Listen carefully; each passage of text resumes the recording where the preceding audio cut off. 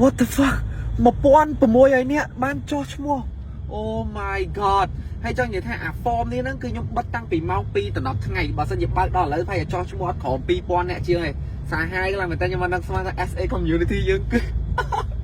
និយាយទៅឥឡូវពងកញ្ញាញ់ខួរបណ្ដោយដល់ពេលអញ្ចឹងព្រោះអ្នកខ្ញុំមិនសមមិនឃើញវីដេអូគឺថាចូលរួមបានត្រឹមតែ150នាក់ទេតែឥឡូវនេះគឺខ្ញុំកំពុងធ្វើដំណើរទៅកាន់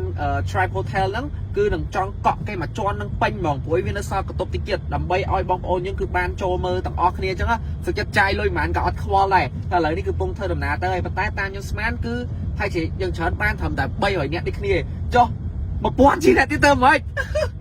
ឥឡូវជួយគិតខ្ញុំនេះអញ្ចឹងមិនថាឥឡូវនេះខ្ញុំគិតថា